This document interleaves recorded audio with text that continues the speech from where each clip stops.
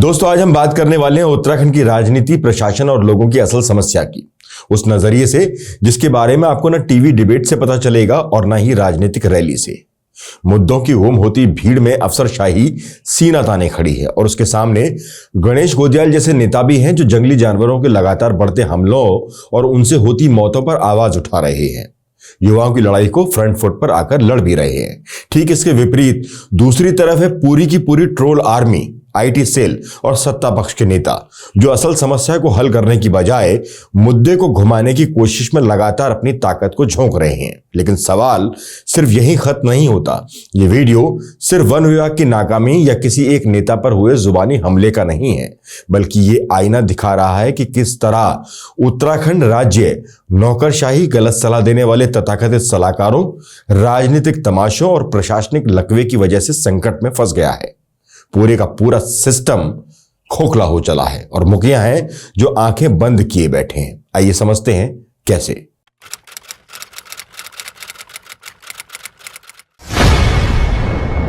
शुरुआत करते हैं ट्रोल आर्मी और नए नए कांग्रेस अध्यक्ष बने गणेश गोदियाल से, जो आजकल भाजपा और उनके आईटी सेल सहित ट्रोलर्स के निशाने पर हैं। सवाल उठता है, क्या सच में भाजपा को गणेश गोदियाल एक बड़ा खतरा 2027 विधानसभा चुनावों में दिखाई दे रहे हैं?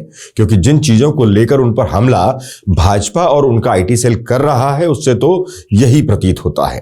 दरअसल मामला तब गरमाया जब जंगली जानवरों के हमलों से कई आम बेकसूर लोगों की जान जाने लगी। वन विभाग इन हमलों को लेकर बेखबर रहा। जब हमले बढ़ने लगे तो मुख्य विपक्षी पार्टी ने गणेश गोदियाल के नेतृत्व में वन विभाग का घेराव किया। इसी दौरान एक नकली बंदूक को सांकेतिक रूप से हाथ में उठाकर गणेश गोदियाल ने सरकार को चेताया कि अगर समय पर इस समस्या का समाधान नहीं हुआ तो फिर लोग खुद ही जानवरों से निपटने लग जाएंगे। होना तो ये चाहिए था कि इस समस्या को लेकर वन विभाग कोई ठोस कार्यवाही या कार्य योजना बनाता, लेकिन भाजपा के नेता और आईटी सेल इस मुद्दे को किसी और दिशा में ले गए। गणेश गोदियाल को ही घेरने लगे या कहें बदनाम करने लगे, जबकि गणेश गोदियाल ने जंगली जानवरों द्वारा लगातार आम लोगों की मौतों के विरोध में केवल सांकेतिक रूप से एक नकली बंदूक उठाई थी, जिसका उद्देश्य जनता व पहाड़ की पीड़ा को आवाज देना था, जिस पर भाजपाई सरकार को सकारात्मक कदम उठाते हुए इस मुसीबत से आम लोगों को निजात दिलाने का काम करने की जरूरत थी। मगर हुआ इसके बिल्कुल विपरीत। ट्रोल आर्मी सक्रिय हुई, पर इस बार उसी ट्रोल आर्मी को मुंह की खानी पड़ी, क्योंकि मामला आम पहाड़ी जनजीवन से जुड़ा था। लिहाजा आम जनता ही गोदियाल के पक्ष में उतर पड़ी ट्रोलर्स को जवाब देने के लिए। राजनीति से परे हटकर सोचें तो गोदियाल ने जो मुद्दा उठाया वो दरअसल सरकार की जिम्मेदारी है, पर सरकार इसमें फेल साबित हुई। एक आंकड़े के मुताबिक साल 2000 से 2025 मई तक वन्य जीवों के हमलों में उत्तराखंड में 1241 लोगों के मारे जाने की सूचना है, जिसमें 539 लोग सिर्फ तेंदुए के हमले में अपनी जान गंवा गए, जबकि 2000 से अधिक लोग इन हमलों से घायल हुए हैं। इसकी चिंता करने के बजाय भाजपा नेता विपक्ष के नेता को ट्रोल करने में जुट पड़े। उत्तराखंड की सभ्यता में असहमति कभी भी अपमान में नहीं बदली, लेकिन सत्तारूढ़ दल के प्रदेश अध्यक्ष महेंद्र भट्ट ने एक बार फिर अपनी मर्यादा को लांघ दिया है। कांग्रेस के प्रदेश अध्यक्ष गणेश गोदियाल के प्रति उनकी टिप्पणी को केवल आपत्तिजनक नहीं, बल्कि इसे देवभूमि की राजनीतिक परंपरा और सांस्कृतिक गरिमा का भी अपमान माना गया है। उत्तराखंड के लोग अपने स्नेह, विनम्रता और सभ्य संवाद के लिए जाने जाते हैं, लेकिन ये मूल्य माननीय भट्ट के सार्वजनिक व्यवहार में कभी नजर आए हों, ऐसा उनके कई बार के बयानों से प्रतीत तो नहीं होता। फिलहाल आप इस बयान को ध्यान से सुनिए। कांग्रेस के प्रदेश अध्यक्ष नए नए बने, नकली बंदूक लेके हाथ में लेकर, अब मुझे नहीं पता किसको डरा रहे हैं। मुझे लगता है कि अपने कांग्रेस के जो उनके नेता हैं उन्हीं को अपना वो गन दिखाकर डराना चाह रहे होंगे, भैया मेरे आगे चूचू चूचू मत करना और मैं तो यहां तक भी जा सकता हूं। पहाड़ों में मानव वन्य जीव संघर्ष लगातार बढ़ रहा है। लोग रोजाना जान के जोखिम के साथ जीवन जी रहे हैं। ऐसे में भाजपा प्रदेश अध्यक्ष का दायित्व क्या होना चाहिए? समस्या का समाधान खोजना, सुरक्षा उपाय बढ़ाना, अधिकारियों को सक्रिय करना, लेकिन वो तो गंभीर मुद्दे का मजाक बनाने में लगे हुए हैं। गढ़वाल से लेकर कुमाऊं तक जब गांव में तेंदुए और भालुओं के हमले बढ़ रहे हैं, जब माता पिता बच्चों को घर से बाहर निकलने नहीं देते, जब बुजुर्ग अपने ही आंगन में जाने से डरने लगे हैं, तब सत्तारूढ़ दल यानी भाजपाई मुखिया जनता की पीड़ा पर हंसी उड़ाने से भी पीछे नहीं हटते। अब कोई जाकर उन्हें समझाए कि ये नेतृत्व नहीं बल्कि जिम्मेदारी से मुंह मोड़ने का तरीका है। होना तो ये चाहिए था कि वो धाकड़ सरकार से निवेदन करके समस्या के समाधान को लेकर कोई कदम उठाते, पर इस मुद्दे पर सरकार भी सुन और संगठन के मुखिया भी सुन। कांग्रेस अध्यक्ष गणेश गोंदियाल की मांग राजनीतिक नहीं मानवीय है। वो लोगों की जान बचाने, उनकी सुरक्षा पर ध्यान देने और सरकार को उसकी बुनियादी जिम्मेदारी याद दिलाने की बात कर रहे हैं। विपरीत इसके जमीन पर सुरक्षा व्यवस्था मजबूत करने के बजाय, त्वरित प्रतिक्रिया दल तैनात करने के बजाय, आपातकालीन मुआवजा और बचाव प्रोटोकॉल बनाने के बजाय सत्तारूढ़ दल के शीर्ष नेता समस्या को हल्का दिखाने और उसका मजाक बनाने में व्यस्त हैं। गणेश गोंदियाल के इस मामले में कूदने के बाद यह जरूर हुआ कि सरकार के मुखिया पुष्कर सिंह धामी को आगे आकर इस मुद्दे पर संज्ञान लेने को मजबूर होना पड़ा। यकीनन सीएम धामी के सामने भी इस समय सबसे बड़े राजनीतिक खतरे के तौर पर गणेश गोंदियाल बिल्कुल सामने खड़े हैं। सोशल मीडिया में प्रचलित धाकड़ धामी के बाद सतपाल महाराज को भी इस पर बोलना पड़ा, जिनकी चुप्पी पर कई सवाल पहले से उठ रहे थे। इसी का परिणाम रहा कि गोंदियाल पर चुटकी लेने वाले महेंद्र भट्ट साहब ने तो टेलीफोन कॉल को ही कैमरे में रिकॉर्ड करवा दिया ताकि जनता को लगे पार्टी के नेता चिंतित हैं। राज्य बने 25 साल हो गए। इस बीच सरकार किसी की भी रही हो, लेकिन वन्य जीव मानव संघर्ष के लिए कोई ठोस पॉलिसी अभी तक बनी नहीं और भट्ट साहब अचानक पॉलिसी को लेकर ज्ञान गंगा बहा रहे हैं, वो भी स्पीकर मोड पर, ताकि लगे कि सब कुछ पारदर्शी है। सबसे मजेदार बात यह कि अधिकारी उन्हें वही पुरानी वाली नॉनवेज कूड़ा वाली कहानी थमा रहे हैं। सोचिए, अगर गांव से निकलने वाले नॉनवेज कूड़े की मात्रा अगर इतनी है तो वन विभाग के बजाय नगर निगम और पंचायतों को सफाई के लिए एक्टिव होना होगा। बात करते करते लगे हाथ अधिकारी ने भी कह डाला कि साहब, घायलों के इलाज की राशि बढ़वा दीजिए। इस पर सिस्टम को क्या कहें, जिसमें अधिकारी भी हल ढूंढने की बजाय घायलों के इलाज की राशि बढ़वाने की सलाह दे रहे हैं, वो भी संगठन के अध्यक्ष को। वीडियो में अधिकारी अपनी ही पीठ अपने आप थपथपाते हुए साफ कहते हुए सुनाई दे रहे हैं कि 2020 में ये 100 से ऊपर थी, जबकि इस साल 5 मरे हैं और 69 घायल हुए हैं। सच ये है कि यह पूरा सीक्वेंस एक सोशल मीडिया पीस बनकर रह गया। थोड़ी रिकॉर्डिंग, थोड़ी टेंशन, थोड़ा एक्टिव और एकदम परफेक्ट अखबारी सुर्खियों को बटोरने का स्टंट। असल मुद्दा वहीं जंगलों में रह गया, कैमरे में कैद ही नहीं हो पाया। उत्तराखंड की वन्य संपदा और वन प्रबंधन व्यवस्था के लिए आज तक कोई ठोस, दीर्घकालिक और वैज्ञानिक नीति तैयार हो नहीं पाई। वन विभाग लंबे समय से अनियमितताओं, अकुशलता और भ्रष्टाचार के आरोपों से घिरा हुआ है। कई अधिकारियों पर गंभीर आरोप भी लग चुके हैं। ऐसे में उम्मीद करना कि मौजूदा व्यवस्था वन्यजीव मानव संघर्ष जैसी गंभीर मुद्दे पर कोई ठोस नीति बनाएगी, ये उम्मीद थोड़ा बेमानी लगती है। दरअसल अधिकारियों के लचर रवैये इसके लिए सबसे ज्यादा जिम्मेदार हैं। अब कोटद्वार पासपोर्ट ऑफिस इसका जीवंत उदाहरण है।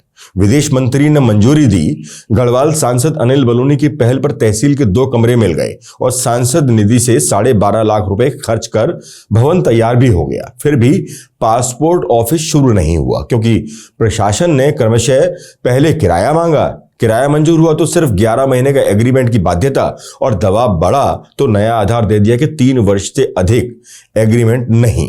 कुल जमा 8 फाइलों का ढेर, वो भी किसी अंधेरे कोने में धूल फाकता हुआ पड़ा रहेगा। ये हाल तब है जब केंद्र और राज्य दोनों जगह बीजेपी की सरकार है। बावजूद इसके भी नौकरशाही ने निर्णय प्रक्रिया को इस हद तक पंगु कर दिया कि एक छोटा सा कार्यालय भी शुरू हो नहीं पाया, जबकि इसके लिए महत्वपूर्ण भूमिका निभाने वाले भी भाजपा के पॉलिसी सांसद हैं और मोदी शाह की गुड बुक में प्रथम पंक्ति में शामिल हैं। यकीनन ये प्रशासन की नीयत और नीति दोनों पर सवाल खड़े करता है। पासपोर्ट ऑफिस जिससे हजारों लोगों को राहत मिलनी थी, कुछ दिन और बीत गए तो आशंका है कि यह परियोजना विदेश मंत्रालय की मंजूरी के बावजूद रद्द ही ना हो जाए। सरकारी आदेश को बंदी बनाती ये नौकरशाही भले शासन ना चला पाए पर उसे बंधक जरूर बना सकती है। ये खुद गढ़वाल सांसद अनिल बलूनी की बातों से भी झलकता है। बड़ी मुसीबत से और बहुत मुश्किलों के साथ हम लोग जाते हैं भारत सरकार में। विदेश मंत्री जी के आगे हम लोगों ने मतलब बिल्कुल हाथ जोड़ के और इस गढ़वाल के लिए एक दूसरा पासपोर्ट ऑफिस लाए। अभी तक खुल जाना चाहिए था, अब वो किन कारणों से आप लोग पता कीजिए कि क्यों एक साइन के लिए इतने समय से रुके रहते। बड़ी दुख की बात है। बहुत प्रयासों के बाद बड़ी मुश्किलों के साथ कामों को आगे बढ़ाया जाता है। मैंने 12.5 लाख रुपए उसके अपनी सांसद निधि से भी उसके लिए दिए थे, लेकिन वो कहीं अटका हुआ है। मुख्यमंत्री को भी अब यह तय करना होगा कि मुख्य सेवक बनकर नेतृत्व करेंगे या दरबारियों की सलाह पर यूं ही चलते रहेंगे। उत्तराखंड निर्णायक मोड़ पर है और यह तय करने का वक्त है कि शासन जनता की उम्मीदों से चलेगा या नौकरशाही की मनमानी से। सलाहकारों या कहें दरबारियों ने हर बार अच्छे से अच्छे नेताओं की राजनीति पर बट्टा लगाने का काम किया है, जो सर्वविदित है। उत्तराखंड में दरबारी शक्ति मजबूत और राजनीतिक नेतृत्व हमेशा से कमजोर रहा है। इसी का परिणाम है कि उत्तराखंड की न्यायिक मशीनरी पिछले काफी वक्त से ठहरी पड़ी है। दरअसल ये किसी आकस्मिक अव्यवस्था का परिणाम नहीं, बल्कि सोची समझी गलत सलाहों का दुष्परिणाम प्रतीत होता है। बताया तो यह भी जा रहा है कि मुख्यमंत्री के सबसे विश्वास पात्र माने जाने वाले एक वरिष्ठ नौकरशाह की भ्रामक सलाह ने राज्य को लगभग प्रशासनिक लकवाग्रस्त हालत में धकेल कर रख दिया है। इसका परिणाम यह हुआ कि 40,000 से अधिक लंबित मुकदमे, करीब 200 संपत्ति पंजीकरण ठप, जेल बंदियों के आवेदन तक अटके और देहरादून के कोर्ट परिसरों में न्याय प्रणाली पूरी तरह से निष्क्रिय। अधिवक्ताओं के चैम्बर निर्माण की सीधी सीधी मांग पर 2 दौर की बैठकें कोरे आश्वासनों पर समाप्त हो गईं। संकेत साफ है कि न्याय व्यवस्था का पहिया जाम करने वाली ये प्रशासनिक जड़ता सिर्फ अक्षमता नहीं, बल्कि जानबूझकर पैदा किया गया गतिरोध है। जिस समस्या को दूरदृष्टि और संवाद से हल किया जा सकता था, वो नौकरशाही और कुछ सो कॉल्ड सलाहकारों की भेंट चढ़ गई। परिणाम साफ, कुछ ऐसे ही लोगों की वजह से मुख्यमंत्री भी निर्णय लेने में फेल साबित हुए। वर्तमान अधिवक्ता आंदोलन ने न्यायिक ढांचे को हिला कर रख दिया है। सवाल यही है कि जहां 200 करोड़ से अधिक का नया न्यायालय परिसर बनाने में कोई संकोच नहीं हुआ, वहीं अधिवक्ताओं के चैम्बर बनाने में नौकरशाही की अनावश्यक हिचक क्यों? उत्तर सरल, क्योंकि भविष्य में बड़े हिस्से का न्यायिक कामकाज ऑनलाइन होने जा रहा है और नौकरशाही इसे बहाना बनाकर वकीलों की वैध मांगों को गैर जरूरी मान रही है। परिणाम, एक और प्रभावशाली वर्ग सरकार से दूर हो रहा है, जिसके राजनीतिक दुष्परिणाम दूरगामी ही सही पर सतह पर जरूर आएंगे। वन्यजीव मानव संघर्ष से लेकर पेपर लीक, प्राकृतिक आपदाओं में अव्यवस्था, स्वास्थ्य सेवाओं के लिए आंदोलन, हर मोर्चे पर सरकार की कार्यप्रणाली सवालों से घिरी रही है। अब अधिवक्ता समुदाय का उग्र असंतोष जनता के उस अंतिम विश्वास को भी खुरच रहा है जो अभी तक मुख्यमंत्री के प्रति शेष था। स्थिति का सबसे भयावह पहलू यह है कि सरकार विरोधियों से नहीं, अपनी ही पांत के सलाहकारों से घिरी है। मुख्यमंत्री को भले सोशल मीडिया पर मेहनती और निर्णय लेने वाले नेता के रूप में प्रचारित किया गया हो, लेकिन धरातल पर ऐसा ही लगता है कि वो अपने निर्णय क्षमता को नौकरशाही से मुक्त कराने में नाकाम प्रतीत हो रहे हैं। खुद भाजपा के ही कद्दावर नेता और सांसद अनिल बलूनी का बयान कई मायनों में इस परिस्थिति को दर्शाता है।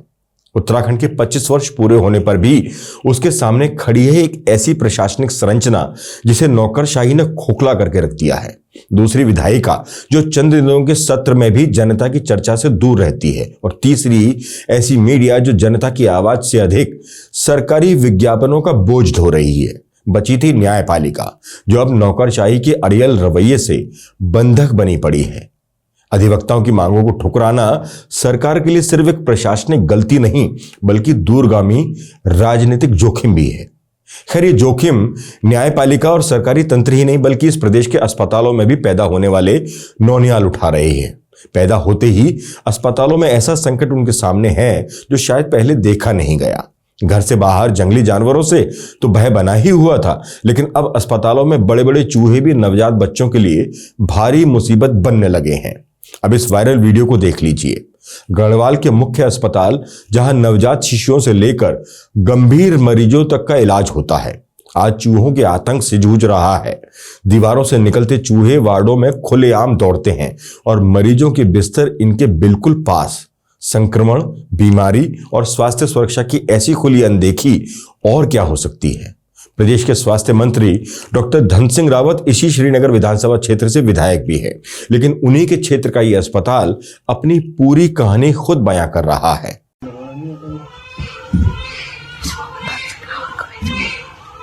गाइस देखो ये हॉस्पिटल के हाल क्या है।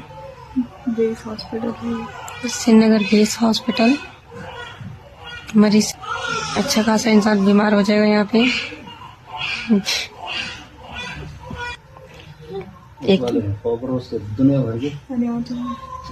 ये चिंताजनक वीडियो मेजर दिग्विजय सिंह रावत कीर्ति चक्र द्वारा शेयर किया गया है।